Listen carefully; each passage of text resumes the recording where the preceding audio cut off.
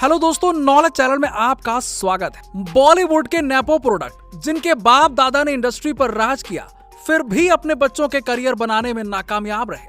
सबसे पहले बात करेंगे नेपोटिज्म की सबसे खास प्रोडक्ट यानी कि अनन्या पांडे के बारे में। अनन्या पांडे को स्ट्रगल क्वीन कहा जाता है। इनका स्ट्रगल जहां से शुरू होता है वहीं पर खत्म हो जाता है। ये अपनी फिल्मों में उतनी ही मेहनत करती हैं जितना आप पानी पीने के लिए ग्लास उठाने में करते हैं। इन्होंने इंडस्ट्री में स्टूडेंट ऑफ द ईयर 2 के जरिए दस्तक दी थी। ये डेब्यू कोई ड्रीम नहीं था। इन्होंने अपनी पहली ही फिल्म से अपनी एक्टिंग से लोगों को बहुत ही अच्छी तरीके से वाकिफ करवा दिया था। इनकी एक्टिंग पर लोगों को इतना ज्यादा भरोसा था कि लाइगर जैसी 200 करोड़ में बनी फिल्म और विजय देवरकोंडा के होते हुए वीर लोग इस फिल्म को देखने नहीं आए, क्योंकि इसमें अनन्या पांडे थी। अनन्या पांडे करण जौहर का वो नायाब हीरा थी जो कभी चमका ही नहीं। अनन्या पांडे के बाद बात करते हैं अब सोनम कपूर, जो फिल्मों के लिए बनी ही नहीं थी, फिर भी अपना समय बर्बाद करते हुए देखी जाती। एक नेपो किड होने की वजह से सोनम को उनकी पहली ही फिल्म इंडस्ट्री के मजे हुए खिलाड़ी संजय लीला भंसाली के साथ काम करने का मौका मिला, लेकिन इनके बेकार एक्टिंग की वजह से संजय लीला भंसाली इनकी फिल्म को फ्लॉप होने से नहीं बचा पाए। पहली फिल्म फ्लॉप होने की वजह से सोनम के फिल्मी करियर लगभग खत्म हो गया था, लेकिन अपने पापा की रेपो की वजह से इनको दूसरी फिल्म मिली दिल्ली 6 और इत्तेफाक से ये फिल्म सुपर डुपर हिट साबित हो गई। लेकिन इस फिल्म से भी सोनम कपूर कुछ खास नहीं उखाड़ पाए और इसके बाद सोनम को कुल 5 फिल्मों में काम करने का मौका मिला और 5 फिल्मों में ही पैसा बर्बाद सोनम पर साबित हुआ। हालांकि राजड़ा जैसी सुपरहिट फिल्म भी सोनम ने दी है, लेकिन इस फिल्म में भी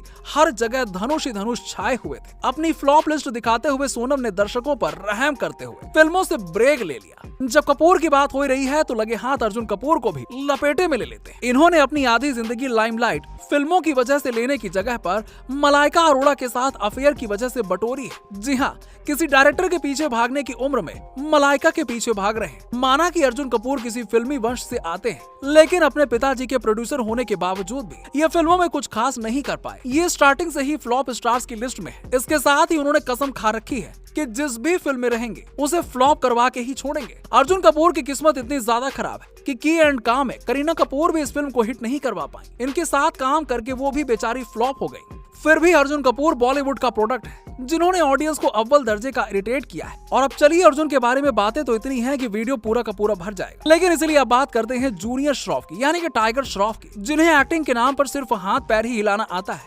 सबको आती नहीं मेरी जाती नहीं की जगह पर होना चाहिए था।